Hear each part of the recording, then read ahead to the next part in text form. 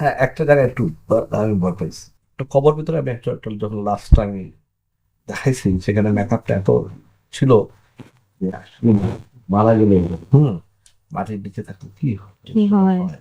সেই মেকআপটা। সেইটা দেখার পরে এখানে সবার কাছে খারাপ। আর সেই মেকআপটা করতেও কিন্তু অনেকটা সময়। একটা মানুষের যেমন আমরা একটা লাশ কবর থেকে যখন উঠাই, উঠালে যে লাশের থাকে, এটা মানে ওই জায়গাটা আমার খুব খারাপ লাগছে। আচ্ছা, আপুর কাছে যদি জানতে চাই, হুম, হুম। আপনার কখন কখন ভয় শুধু কি দেখারই হয়েছে নাকি আমি ভয় পাওয়া হয়েছে?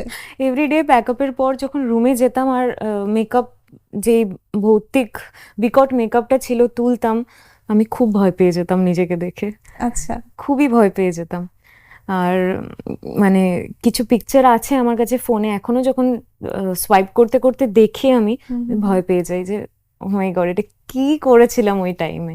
আর কবরের মধ্যে যে শটগুলো ছিল, ওটা তো পুরো গা ছমছম করছিল, মানে লিটারালি কবরে নেমে শট দিতে হচ্ছে। হুম, আর সেটা একবার দুবার নয়, অনেক কটা সিন ওরকম রয়েছে তো ওই টাইপেরই, মানে কবরস্থানে।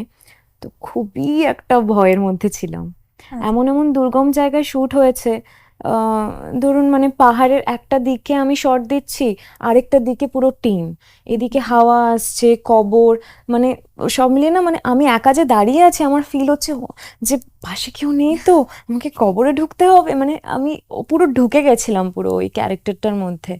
ভাইয়ের কাছে যদি জানতে চাই যে দর্শকদের যদি বলতে বলি যে দর্শকরা ডেড বডি কেন দেখতে যাবে, এক কথায় যদি বলতে বলি কি বলবেন?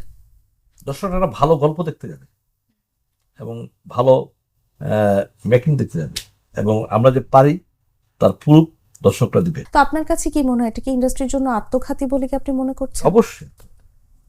আমি তো বললাম যে একটা দুটা নিয়ে তিনটা চারটা ঠিক আছে, ওকে ফাইন, হুম, হুম। হল আছে, সিনেপ্লেক্স, সব কিছু হবে। 14টা যখন ছবি রিলিজ হয়, তখন কে হল দিবে আর কে সিনেপ্লেক্সে কয়টা শো দিবে? আমি একটা শো দেখার জন্য তো আমি এত বড় রিস্ক নেবো না।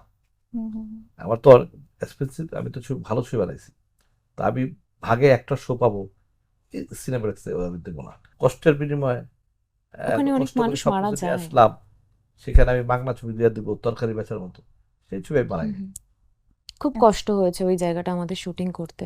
হুম, হুম, মানে রেগুলার কেউ না কেউ ওখানে, জায়গাটা এত স্লিপারি, মানে পাহাড় থেকে একদম খাদে নিচে, রেগুলার কেউ না কেউ পড়ে যাচ্ছে, টেকনিশিয়ান ভাইয়া বা কেউ পড়ে প্রতি যাচ্ছে, মাসে এখানকার এসপি ডেথ আমাকে বললো হয়। যে হ্যাঁ। প্রতি মাসে এখানে 2 থেকে 3 জনের মৃত্যু হয়।